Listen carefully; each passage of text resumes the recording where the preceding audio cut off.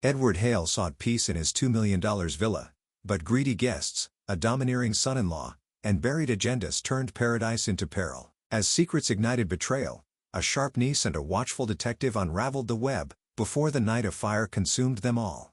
The sea was a sheet of silver under the late afternoon sun, waves folding themselves against the rocks in a rhythm Edward Hale thought he could listen to for the rest of his life. The villa rose behind him like a dream made solid, pale stone walls, a red-tiled roof, balconies framed with wrought iron railings, and wide windows that drank in the ocean light.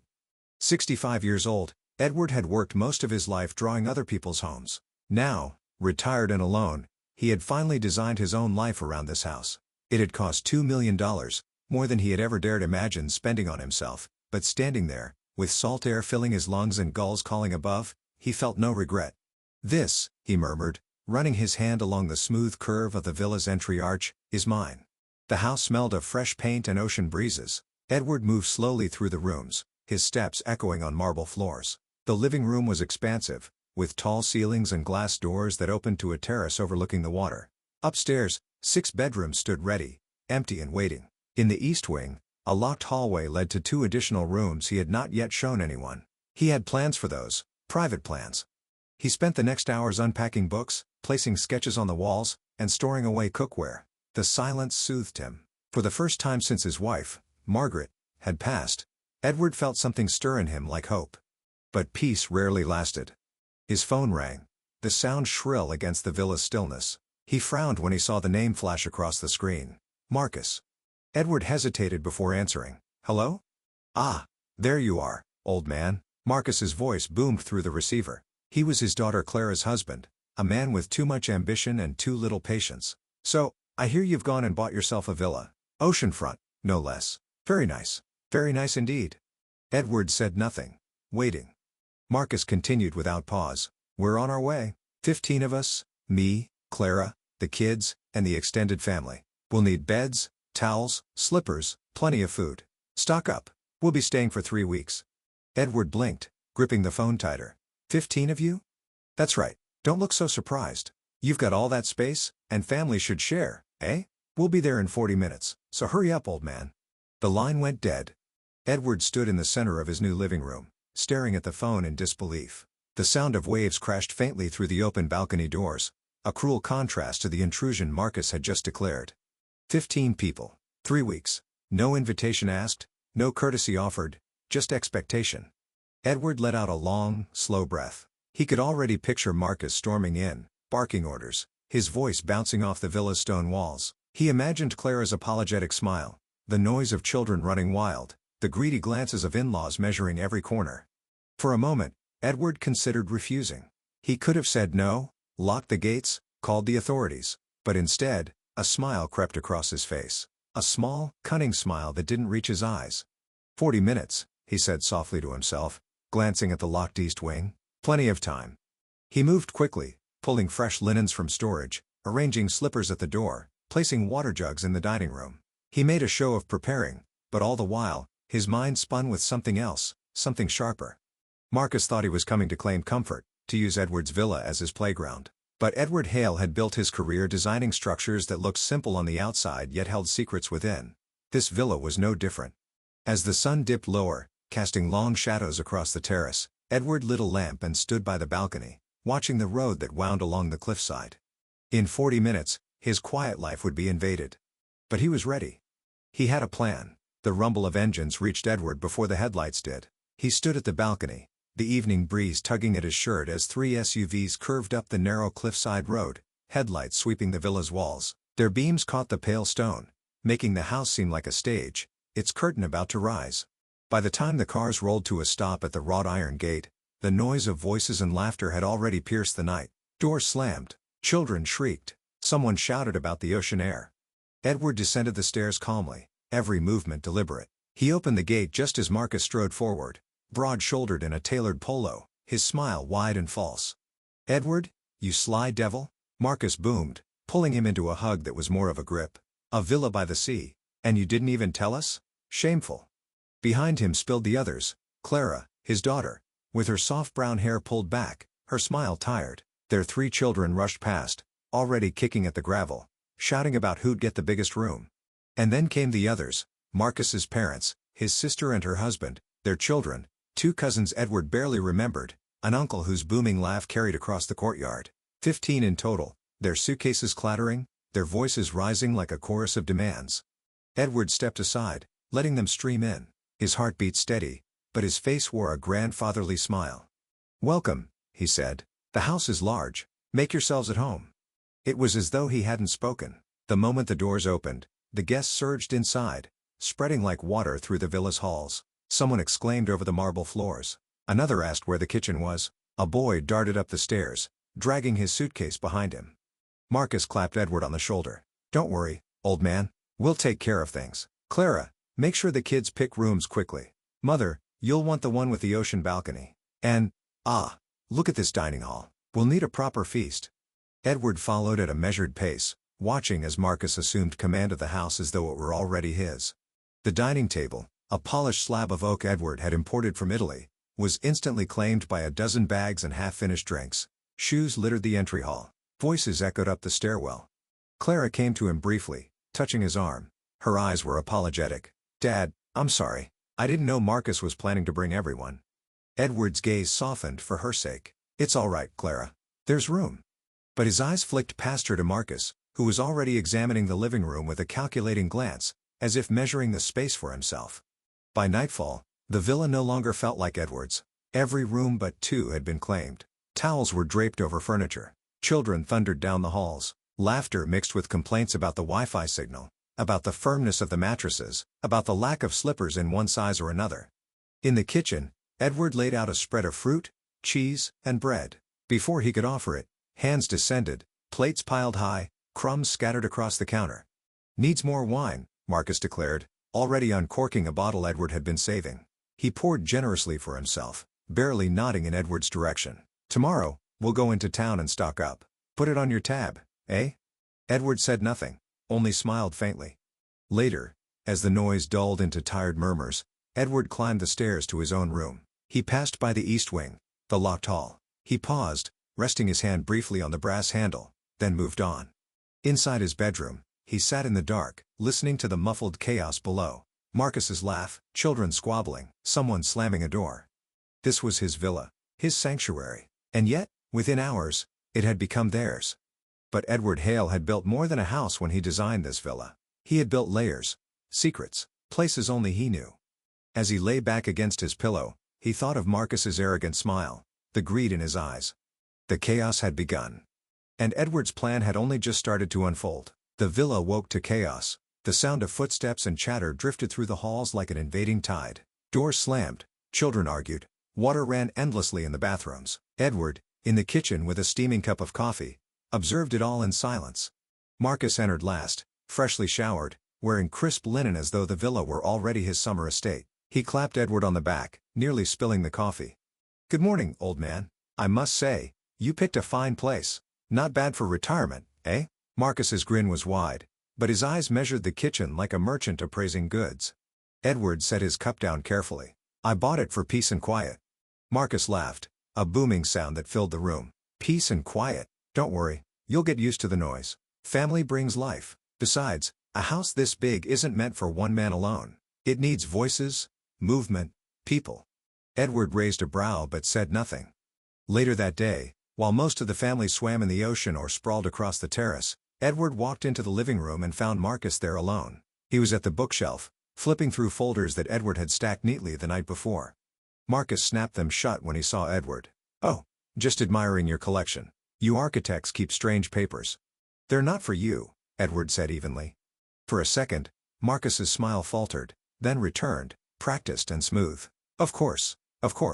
Just curious." He set the folders down. Edward lingered, watching him. The younger man's eyes darted too quickly over the villa's details. The quality of the stonework, the imported furniture, the custom locks on certain doors.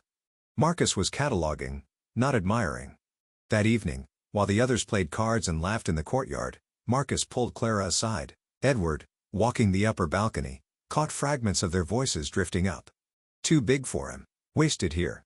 "Don't, Marcus, it's his home. Our children deserve better. Think of the future. He doesn't need it. We do." Edward stopped, his hand tightening on the railing. The sea crashed below, steady and indifferent. So that was it. Marcus hadn't come for a holiday. He had come to stake a claim. Later, Edward found Marcus in the dining room, pouring himself another glass of wine. He decided to test him. "Tell me," Edward said, sitting across from him, "how long do you plan to stay?" Marcus leaned back in the chair, swirling the glass. "Oh, 3 weeks, maybe longer. We'll see. The children love it here. Clara loves it too, though she won't admit it." He smirked. "You've got space, and family should share. It's only right." Edward studied him. "And after 3 weeks?"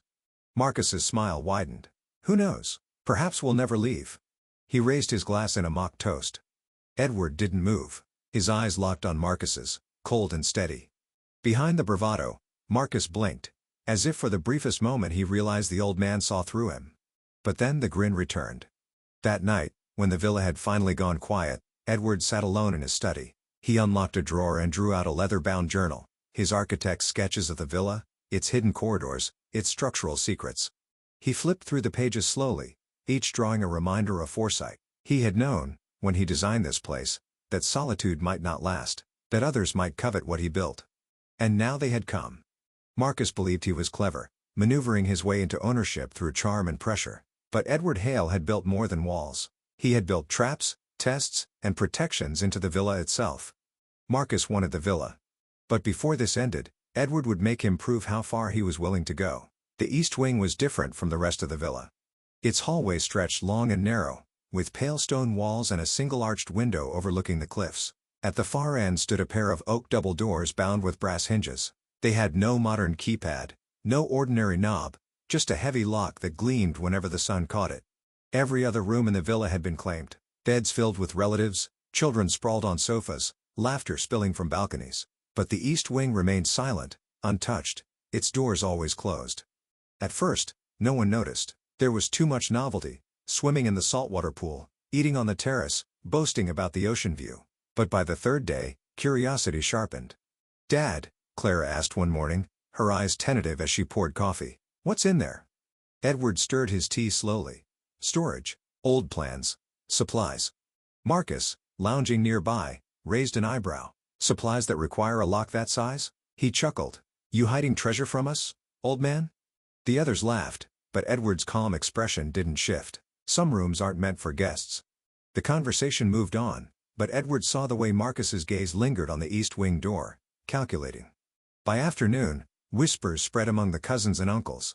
Children dared one another to rattle the brass handle. Once, Edward caught a boy pressing his ear against the wood. He said nothing, only walked past with measured steps, his silence heavier than reprimand.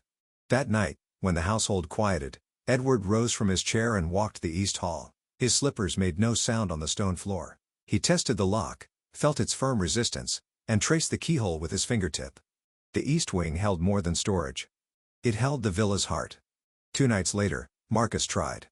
Edward knew it even before he left his room. He had been sitting at his desk, sketching the coastline, when the faint scrape of metal echoed up the stairwell. He set his pencil down, listening. Another scrape, more urgent. Quietly, Edward slipped into the hall and moved soundlessly toward the east wing. The moonlight spilling through the arched window revealed Marcus crouched at the lock, a butter knife in his hand. Edward waited until Marcus cursed under his breath. "Looking for something?" Marcus startled, dropping the knife with a clang. He stood quickly, forcing a grin. "Ah, Edward. Just checking if the lock was sturdy. You know, for the kids, safety and all."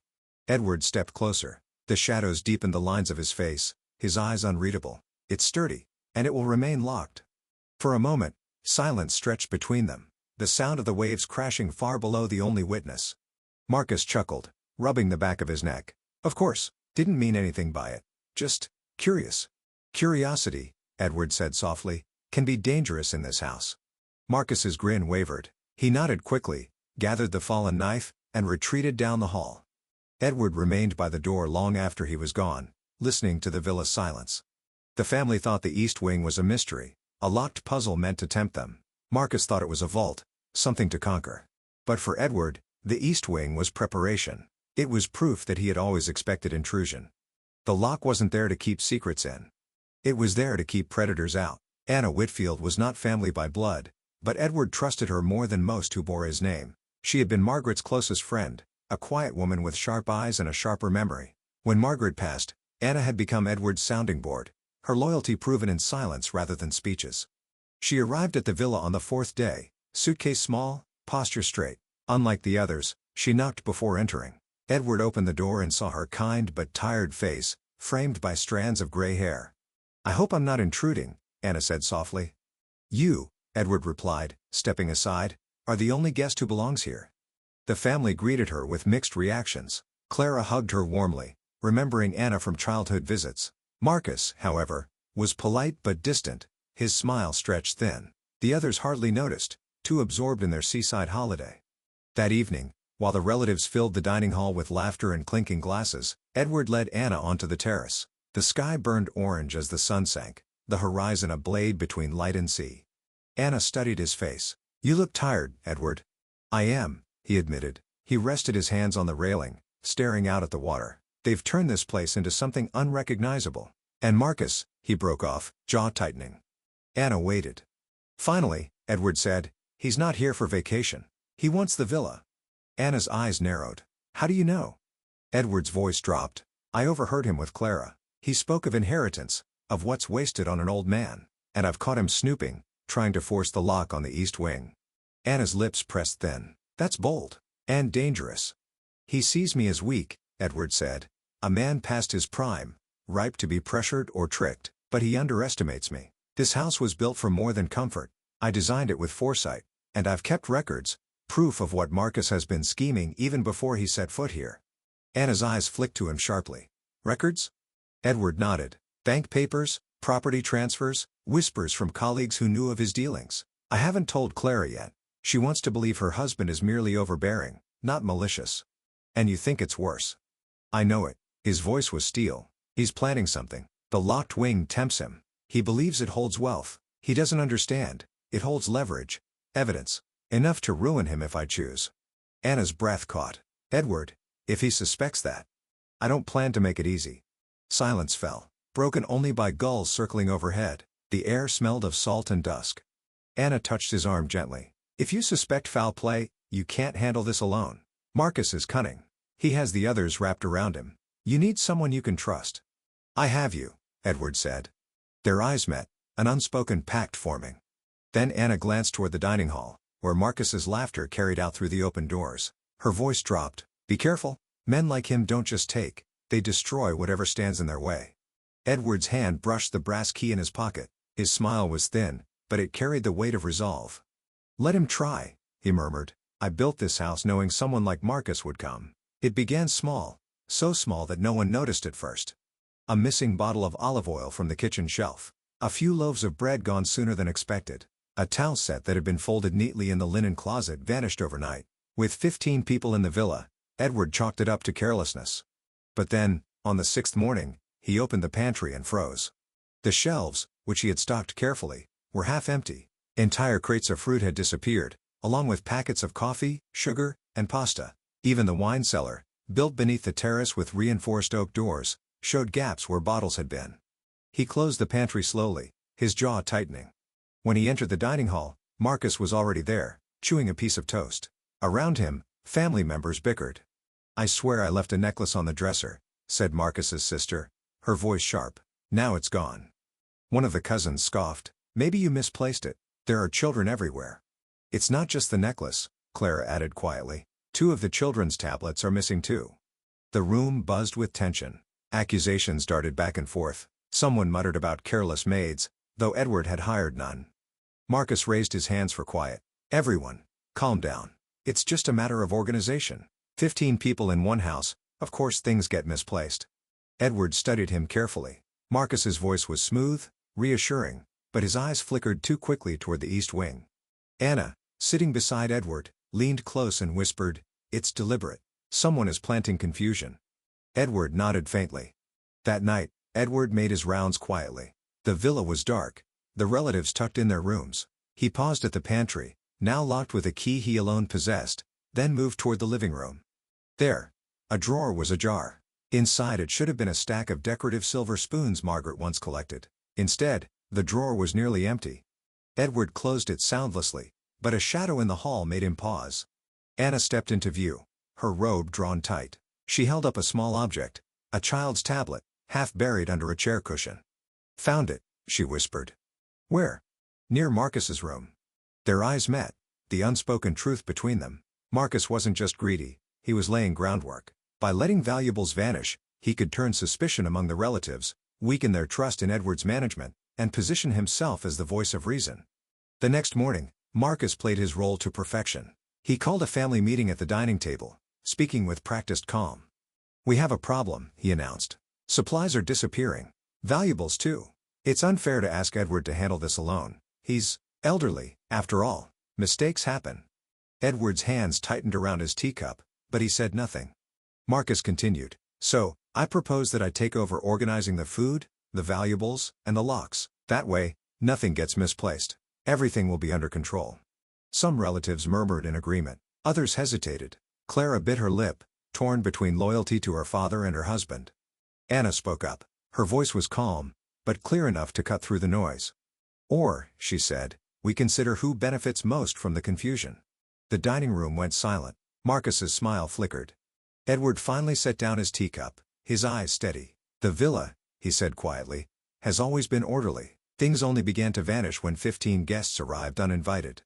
The air grew thick with suspicion, relatives glancing at one another. Marcus's jaw worked, but he forced a chuckle. "Accusations won't feed us, Edward. Organization will. Leave it to me." Edward leaned back, folding his arms. His eyes, cold and unwavering, never left Marcus. The supplies were vanishing, yes, but Edward hadn't lost control. He was simply learning how far Marcus would go. And Marcus, Edward realized, was just beginning to show his hand. The first signs came in the morning. A restless wind sweeping salt spray against the villa's windows, gulls crying frantically as they fled inland. By noon, the sea had turned from silver to iron, its surface heaving with white-tipped waves. Clouds pressed low against the horizon, heavy and bruised. Edward stood on the terrace, his coat snapping in the wind. He had lived near the coast long enough to recognize the warning signs. This wasn't a passing squall. It was the kind of storm that cut off roads, downed power lines, and left whole towns stranded. Behind him, Marcus appeared, squinting at the churning sea. "Impressive view, isn't it? Storms make everything feel alive." Edward didn't move. Storms test what's built on weak foundations. Marcus chuckled, mistaking the words for philosophy rather than warning. "Don't worry, old man. This place will hold. And we're stocked well enough, or we will be, once I organize it all properly." Edward's jaw tightened. The missing supplies had already left them thinner than he liked. A storm would trap them here with no chance of replenishment.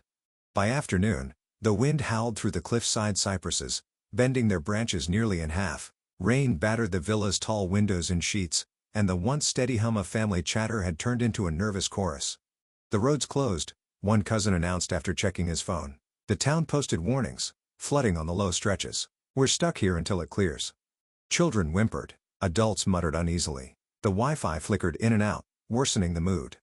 Marcus seized the moment. He stood at the head of the dining table, his voice carrying over the storm's roar. "Listen, everyone, with the roads cut off, we need order. Supplies must be rationed, rooms assigned more carefully. Someone has to take charge." He spread his hands, smiling with false modesty. "I volunteer." Some nodded readily, weary of the chaos. Others glanced uneasily at Edward. Edward remained seated, calm despite the thunder rattling the windows. Anna sat beside him, her expression sharp. "Interesting," she said, her voice clear. "The moment supplies vanish, Marcus offers to control them. The moment we're cut off, Marcus offers to lead. Almost as if the storm plays directly into his plans." A hush fell. Rain hammered the glass. Marcus's smile froze, then returned quickly. "I only want to help. Surely Edward can't manage all of this alone. Look at him, he's exhausted." Edward rose slowly, steady as stone. "This villa," he said, his voice deep, "was designed to endure storms, and so was I." For a moment, Marcus's confidence faltered. The relatives shifted, uncertain. The storm outside howled louder, as though the villa itself demanded silence. That night, the power flickered and died. Candles glowed in the dining hall, their flames dancing in the drafts. The relatives huddled together, whispering of the road, the storm, the dwindling food.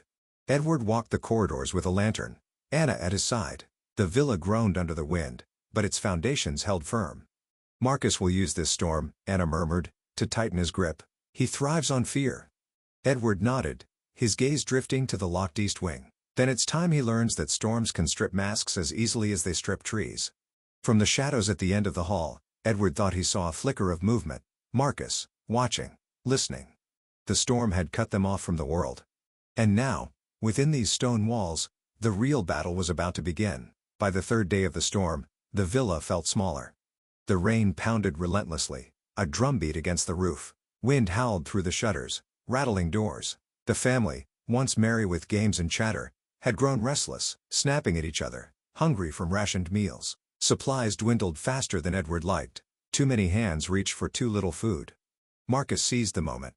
After breakfast, a meager spread of bread and fruit, he stood at the dining table, his presence looming as though he had been waiting for this stage. The candlelight threw long shadows across his face, sharp and calculating.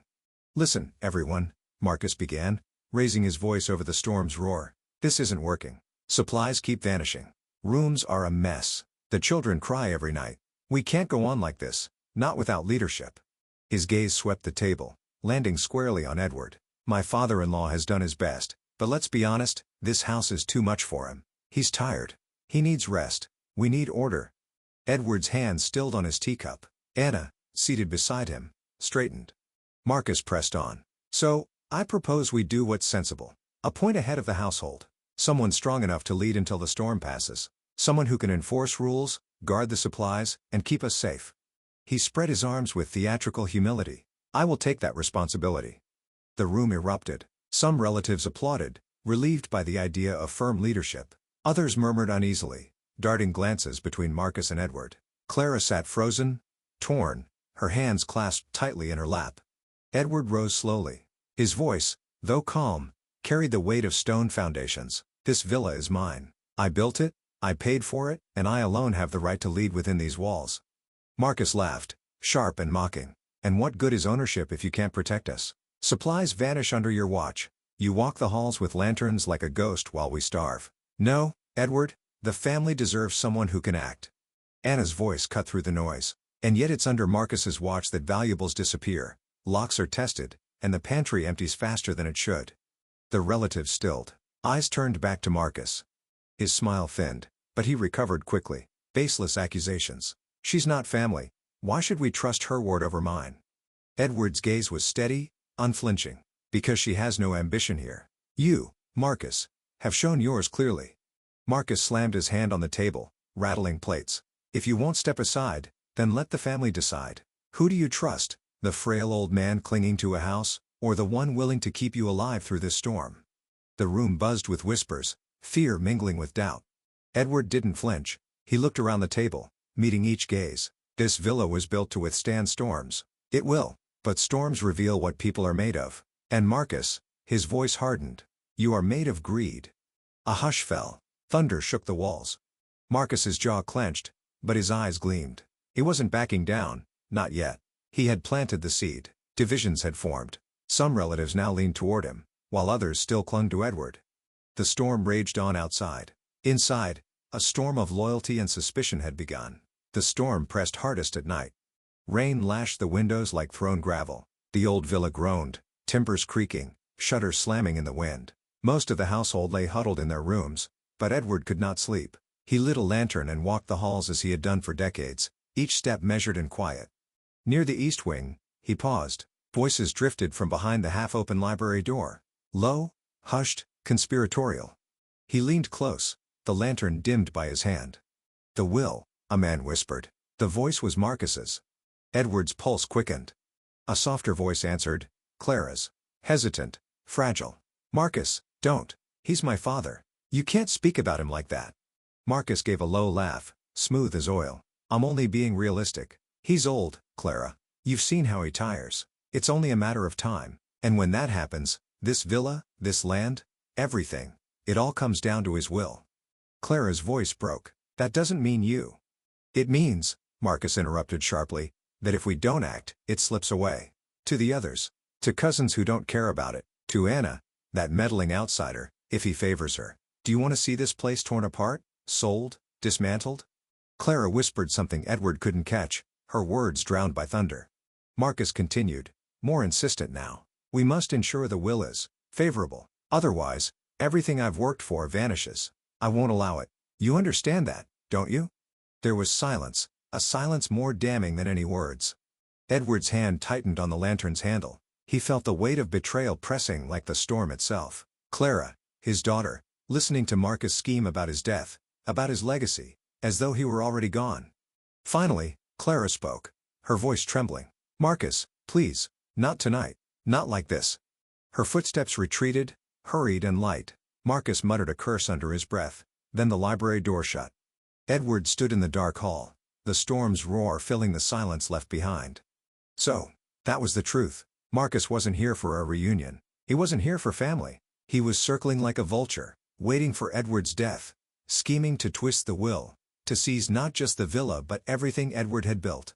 Edward turned slowly, his face set like stone. The storm outside had revealed much, but the greater storm was now within his own blood. The morning after Edward overheard the midnight whispers, the storm had not relented. The sky hung low, dark as slate, and the sea raged against the cliffs with unbroken fury. Inside the villa, unease was spreading like damp through the walls. Edward entered the dining hall late, his mind heavy with what he'd overheard. The long oak table was already filled. Clara sat at Marcus's side, her hand resting in his as though they were presenting a united front. Edward noticed it immediately. The subtle shift, the way her body angled toward her husband rather than toward her family. "Good morning, father," Clara said brightly, but her tone rang false, like porcelain struck too hard. "You should sit. Marcus has been explaining a very sensible plan for how we'll ration food." Edward lowered himself into his chair, silent. Anna, across the table, caught his eye. Her sharp gaze told him she felt it too. Something was off. Marcus rose, commanding the room. "To keep order, each family group will be allotted meals. Clara has volunteered to help me manage the portions and keep records." Murmurs ran around the table. Some relatives nodded, grateful for someone taking charge. Others looked uneasy, but no one spoke against Marcus. Edward sipped his tea. "And what of the missing food?" he asked quietly. Marcus's smile didn't falter. "We'll find the culprit, in time. But right now, we must be practical. Clara understands that." Clara straightened, cheeks flushed. "It's for the best, father. You've done so much already. Let us take some of the burden." The words cut deeper than Edward expected. For a moment, he saw not his daughter but a stranger, her voice echoing Marcus's logic, her eyes darting nervously toward him as if seeking approval. Later that afternoon, Edward found Clara alone in the music room, staring out at the storm. He stepped inside, closing the door softly behind him. "Clara," he began, his voice low, "you know Marcus isn't doing this for the family. He's using the storm, the fear, to make himself master of this house." Clara turned, her expression strained. "And what if he is? Maybe we need it. Maybe you can't keep doing everything, father. You're not," she faltered, tears filling her eyes. "You're not young anymore." Edward's chest tightened. "So this is how it begins? You, my daughter, standing at his side while he sharpens his knives for me?" Clara shook her head fiercely, but her words betrayed her. "You don't understand him. He only wants to protect us. To protect me. You've always been so hard, so distant. Marcus listens." Edward felt the weight of her words more than the storm pressing against the villa walls. This was the first crack, not in the stone foundations, but in blood itself. He left her there by the window, her shoulders trembling. For the first time since the storm began, Edward felt something colder than the sea wind creeping into the house: betrayal. And though small, it was enough to shift the balance. The storm had entered its 5th day. Water cascaded down the villa's stone walls, pooling in the courtyard. Inside, tensions sharpened with each passing hour. Marcus tightened his hold on the household, Clara by his side. Edward remained calm, though Anna could see the quiet storm behind his eyes. That evening, when the rest of the family huddled in the dining room by candlelight, Anna wandered the eastern wing. It was the part of the villa Edward always kept locked, the one Marcus had tried to pry into since their arrival. Tonight, a draft caught Anna's attention. She had been walking the corridor when she noticed the flame of her lantern flicker violently near a section of wall. She stopped, lifting the light. The wall looked ordinary. White plaster, a tapestry of a hunting scene, stone floor beneath. But the draft was real, cool air seeping from somewhere it shouldn't. She pressed her hand against the edge of the tapestry. The fabric shifted slightly. Beneath, her fingers traced a seam in the wall. Narrow, deliberate. Her heart quickened. She pressed harder. A faint click sounded, followed by a groan of stone shifting against stone. The wall gave way. A narrow passage yawned open before her, dark and silent. Dust motes swirled in the lantern's glow. The air smelled old, untouched for decades. Anna hesitated only a moment before stepping inside. The corridor was narrow, just wide enough for one person. She followed it down a short flight of steps, her breath echoing in the silence. The passage opened into a hidden chamber. Bookshelves lined the walls, their spines faded with age. A heavy oak desk stood in the center, papers scattered across it, some brittle, some new. But what caught Anna's eye was the safe built into the wall, its door slightly ajar. She approached, careful. Inside were ledgers, neat columns of numbers. Her eyes widened. Bank transfers, property deeds, accounts under names she didn't recognize. It was a map of Edward's wealth, and proof of who had tried to siphon it away. One ledger in particular bore fresh ink. Anna flipped it open. Her stomach turned. Transactions traced to Marcus's business accounts, hidden under layers of shell names. Supplies purchased, sold, diverted. Even food shipments meant for the villa before the storm. So Marcus hadn't just been stealing food here. He had been bleeding Edward's fortune slowly, carefully, for years. Anna closed the book, her mind racing. She turned to leave, but froze. From the corridor behind her came a faint scrape, footsteps. Someone else knew of the passage. Anna snuffed her lantern, plunging the chamber into darkness. She pressed herself against the wall, silent, heart hammering. The footsteps paused just beyond the entrance. She could hear someone breathing. Slow, controlled. Then, after a long moment, the sound retreated.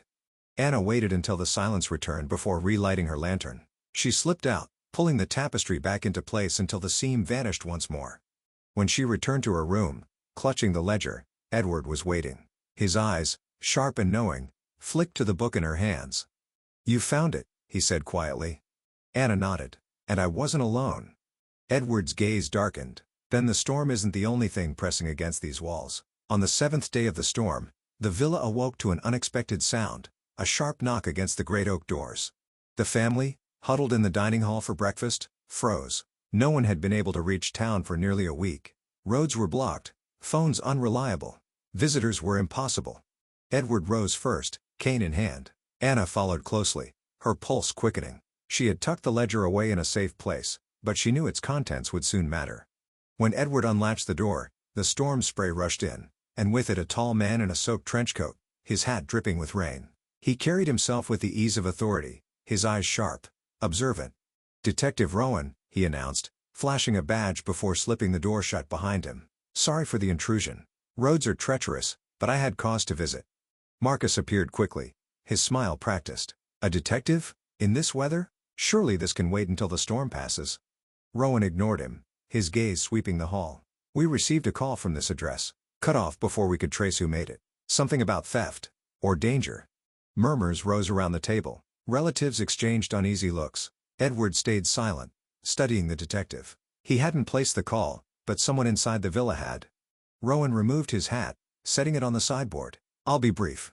With the roads blocked, my men are stretched thin. But if there's criminal activity here, I need to know. Better to solve it quietly than return later with a full inquiry." Anna felt Marcus stiffen, his hand curled against the chair, knuckles white. Clara's voice was the first to break. "Detective, this is all a misunderstanding. We're just weathering the storm. Families get tense." Rowan's eyes narrowed. "Perhaps, but tense families don't usually whisper about wills and vanished supplies." His gaze lingered on Marcus for a heartbeat too long. The silence was suffocating. Finally, Edward spoke, his voice steady. "Detective Rowan, you're welcome here. Rest, eat, but understand this. Within these walls, truth is being tested, and some would rather see it buried beneath this storm." Rowan inclined his head slightly, reading between the words. "Then I'll stay a while, just to keep watch." The announcement rippled through the family like a shockwave. Marcus's smile faltered for the first time. Anna caught it, that flicker of fear beneath the mask. The storm outside raged on, but now, within the villa, another force had entered, one that Marcus couldn't control so easily. And Anna wondered, who had made the call that brought the detective here? The storm had eased slightly by the 8th day, though the sea still boiled against the cliffs. Inside the villa, the family gathered in the great room. Detective Rowan watching quietly from a corner. His presence had everyone on edge. Then the scream came. It echoed down the stairwell, sharp, terrified. Everyone rushed toward the east corridor, where lanterns swayed in the draft. At the bottom of the sweeping staircase lay one of Edward's nephews, Thomas, clutching his leg. The angle was wrong, grotesque. Blood spotted the marble steps where he had struck his head. "It broke," Thomas gasped, pain twisting his face. The railing, it just gave way. Edward pushed through the crowd, Anna at his side. He crouched by Thomas, examining the damage. His jaw tightened. The railing had not splintered from age, it had been sawed, clean and deliberate, leaving the wood weakened until the weight of a hand sent it crashing. Marcus was quick to speak. An accident. The villa's old, after all. Storms weaken things. Rowan knelt, running his fingers over the cut wood. His eyes darkened. No. This wasn't storm damage, this was sabotage. Gasps rippled through the relatives. The air turned brittle with fear. Who would do such a thing? Clara whispered, her face pale. Anna's gaze flicked to Marcus. His expression was carefully composed, but the muscles in his jaw betrayed tension. Rowan straightened. Until proven otherwise, everyone here is a suspect. Which means no one moves freely in this house anymore. The family erupted in protests. Some shouted at Rowan for accusing them. Others whispered of curses, of the storm turning men against each other. Edward silenced them with a raised hand. His voice cut clean through the panic. This villa was meant to be a refuge. Someone here is trying to turn it into a tomb. His eyes settled briefly on Marcus. And I will not allow it. Thomas was carried to the guest wing, his moans echoing down the hall. The rest of the household retreated uneasily, glancing over their shoulders, wondering who among them had become a saboteur. Later that night, Anna stood with Rowan in the library, the storm pressing against the windows. She showed him the ledger she had found in the hidden passage. Rowan's brow furrowed as he read the transactions. This isn't just greed, he murmured. It's preparation. Whoever's behind this has been building control for years. The storm just gave them cover to act openly. Anna's voice was low, fierce, and Thomas's fall proves they're willing to draw blood. Rowan closed the ledger, his expression grim. Then this isn't a family quarrel anymore. It's a hunt. The villa no longer felt like a home. It was a battlefield. Marcus strutted about with Clara at his side, issuing instructions, rationing food, and positioning himself as head of the household. Some relatives obeyed, others bristled but stayed silent. Thomas, bedridden with his broken leg, moaned in pain while whispers filled the corridors. But Edward did not rage or argue. He watched. He listened. And when night fell, he acted. Anna found him in the library, lantern in hand, crouched by the desk. Papers were spread before him, not ledgers this time, but sketches of the villa's floor plans. Edward's own handwriting crawled along the margins. "What are you doing?" she whispered. Edward smiled faintly, his eyes glinting with purpose. "I've lived in this house long enough to know its secrets. Marcus thinks power comes from shouting and rationing bread, but true power is knowing the bones of the house, and the cracks where people reveal themselves." He leaned closer, pointing at the drawings. "The villa has 3 weak points: the pantry, the stairwell, and the east wing passage. Each one Marcus has already tested, so now I set my own stage." Anna's breath caught. "You mean traps?" "Diversions," Edward corrected. "The kind that show a guilty hand when it reaches too far." That night, Edward moved like a shadow through his villa.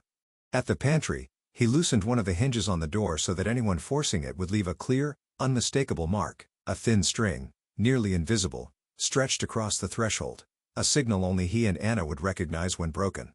At the stairwell where Thomas had fallen, Edward added his own safeguard, a dusting of flour across the railing and steps. Any saboteur who returned to meddle would leave traces on their clothes, marks they could not explain. And in the east wing, where Anna had found the secret passage, Edward left a lantern unlit but positioned in such a way that the slightest movement would knock it over, another silent alarm. Anna watched him work, impressed by his patience and precision. "You're setting snares, Edward, like a hunter." He gave a wry smile. "The house is my forest. Marcus may think he's the wolf, but even wolves step into traps when they're too hungry."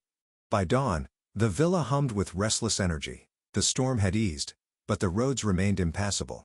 Marcus gathered the family, declaring, "The detective may suspect sabotage, but order must be kept. I'll double the ration checks myself." Edward sat silently at the table, hiding his satisfaction.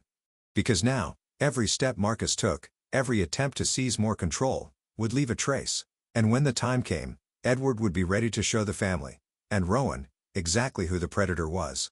For now, though, he sipped his tea, letting Marcus play his role. The storm outside might be weakening, but the storm inside the villa was only sharpening. And Edward had just set the board for the next move. Dinner that evening was no refuge. The long oak table, once meant for celebration, had become a battlefield of whispered insults and sharp glares. Candlelight flickered over strained faces, the air thick with suspicion. The storm outside had quieted to a steady rain, but inside the villa the thunder had only just begun. Marcus sat at the head, a position he had claimed in Edward's silence. Clara was beside him, her posture stiff, her eyes darting nervously between her father and her husband. Edward remained further down the table, calm, steady, his hands folded neatly before him. He let Marcus revel in the illusion of power. The snares he had set the night before would speak louder than words. Detective Rowan sat near the middle, observing. He ate sparingly, his eyes flicking from one speaker to the next, cataloging every tension. It began with food. Marcus tapped his spoon against his glass, commanding attention. Portions must be smaller. Supplies are tighter than we thought. Aunt Lydia, weary and thin, snapped. Half the pantry's gone. Who keeps track of the food, Marcus? You do. Should we blame ourselves when you hold the keys? Marcus's jaw flexed, but he smiled coolly. And yet without me, you'd have nothing but chaos. I keep order here. Order? Edward's voice, though calm, cut through the chatter. Or ownership? The table stilled. Marcus's smile faltered. Ownership? This isn't about me. It's about survival. Then why, Rowan interjected, his voice low and sharp, did I find flower prints along the stairwell this morning? Fresh, leading from the steps where Thomas fell. Prints that don't match anyone who carried him up afterward. Gasps rippled. Heads turned toward Marcus. His face reddened. You think I pushed Thomas? That I'd stoop so low? Anna's voice sliced in, steady and cold. Would you stoop to stealing from Edward's accounts for years? Because I've seen the ledgers, Marcus. I've seen your name buried beneath false ones. The table erupted. Shouts, accusations, voices rising in a storm fiercer than the one outside. Clara slammed her hand against the table, tears brimming in her eyes. Enough. You're tearing us apart. Edward's voice rose above the chaos. Not loud, but commanding. No. The truth is tearing us apart. This villa reveals what each of us truly is when the storm presses in.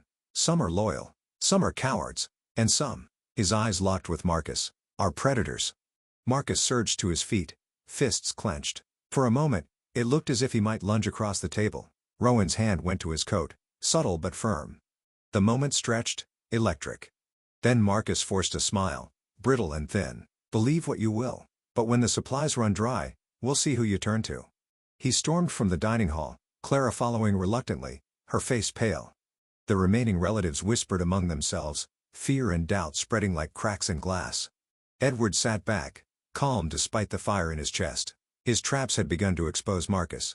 But the storm within the villa was far from over. The storm had finally begun to break. The rain had slowed, the winds calmed, and through gaps in the clouds the moon spilled pale light across the restless sea. For the first time in days, the villa stood quiet.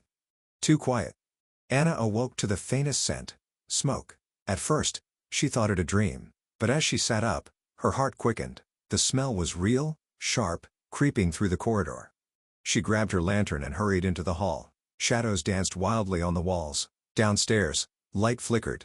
Not the soft glow of candles, but the erratic orange flare of fire. Edward, she hissed, pounding on his door. Within moments, Edward emerged, cane in hand, Detective Rowan close behind with his revolver drawn. Together they rushed toward the great room. And there he was. Marcus stood at the center, flames already licking up the heavy drapes by the windows. His face was half lit by firelight, half shadowed, his expression wild but triumphant. Clara was near the doorway, frozen in terror. "This ends tonight," Marcus shouted, his voice booming over the crackle. "No more whispers, no more ledgers, no more questions. The villa is mine, or it burns."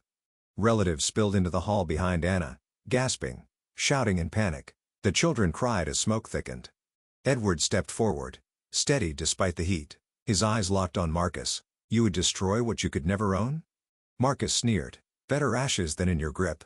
You cling to the past, old man, but I am the future. And they," he gestured wildly at the family, "will thank me when this is done."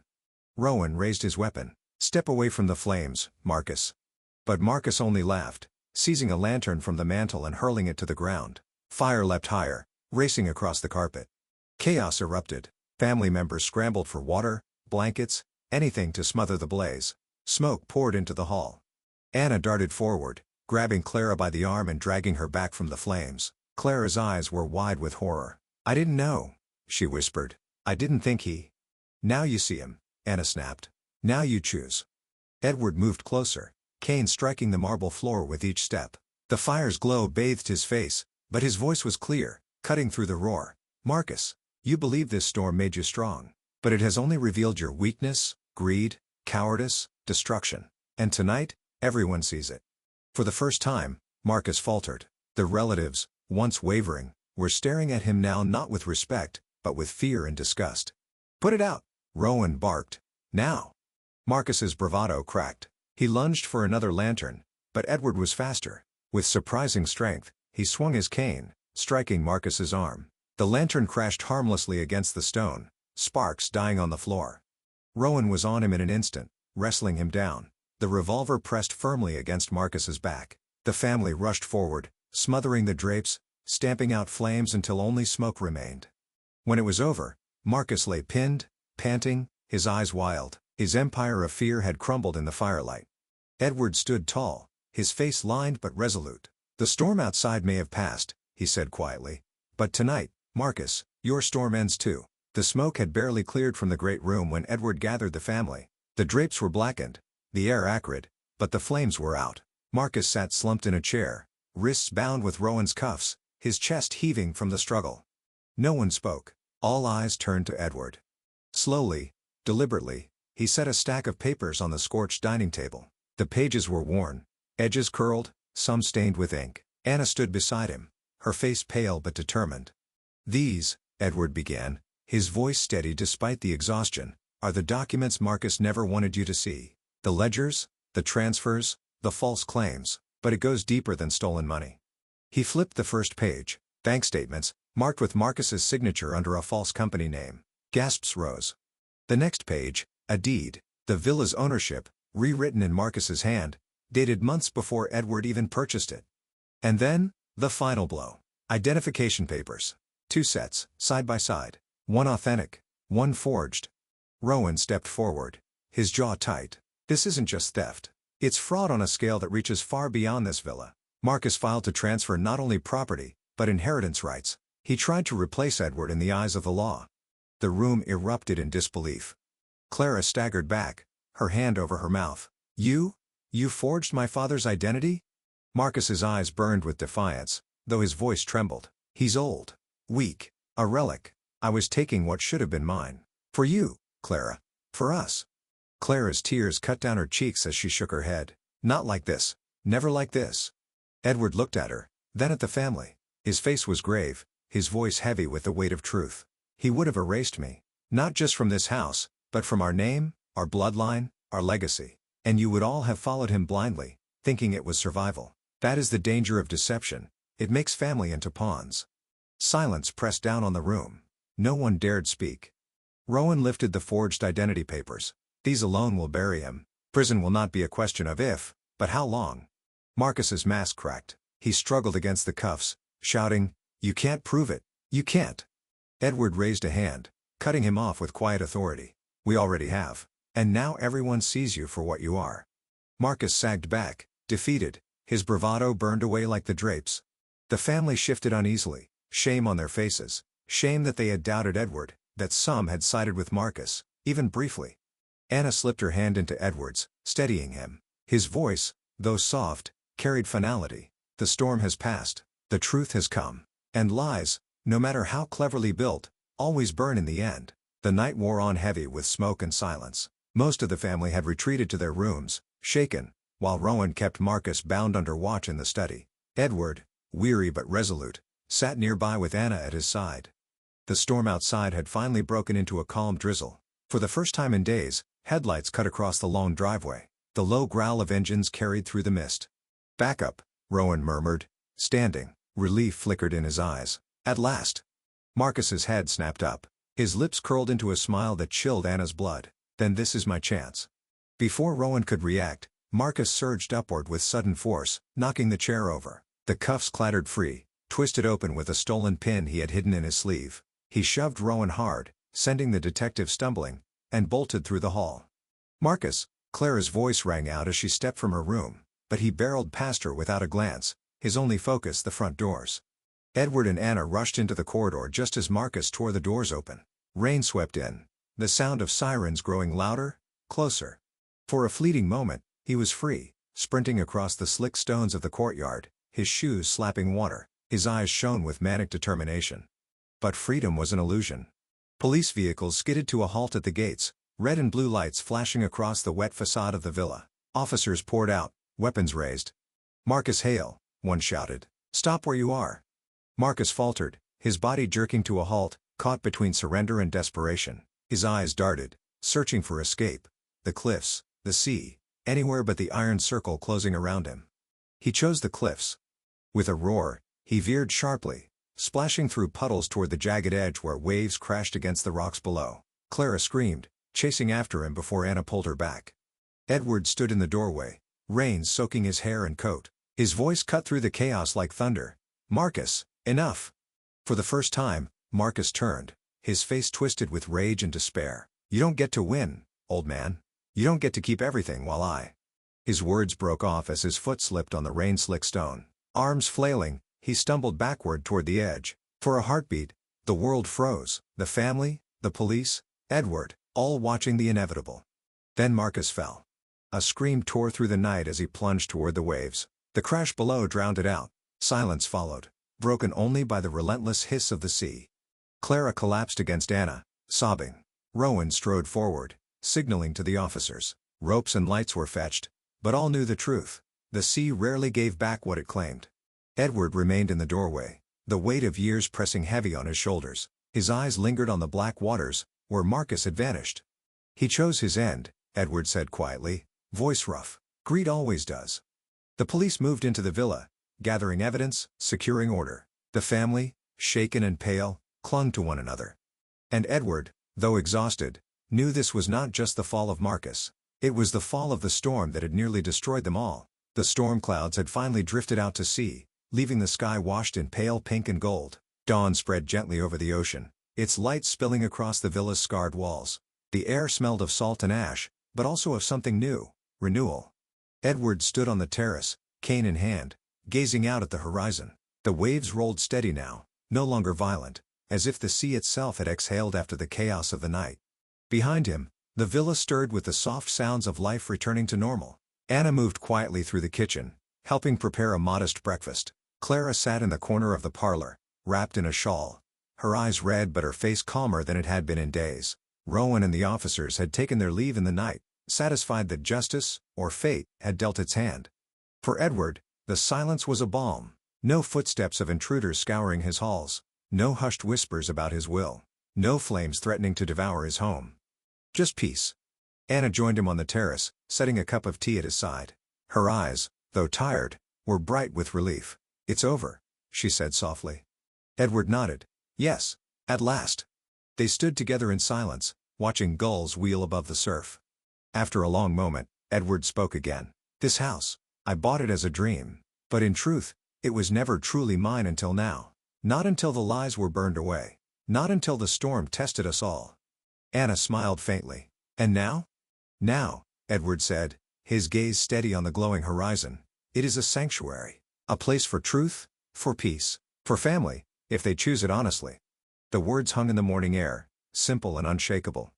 In the days to come, the villa would be repaired, scars of fire and storm replaced with fresh paint, new wood, new life. But the memory of what had passed, Marcus's schemes, the betrayals, the night of fire, would never vanish entirely. And yet Edward would not let those memories poison the future. He had survived. He had reclaimed what was his. And for the first time since the storm began, he felt not just ownership of the villa, but belonging within it. As the sun lifted higher, warming the stone beneath his hand, Edward breathed deeply, the weight of years and fears sliding from his shoulders. The villa was his. His home, his sanctuary. At last, Edward was free.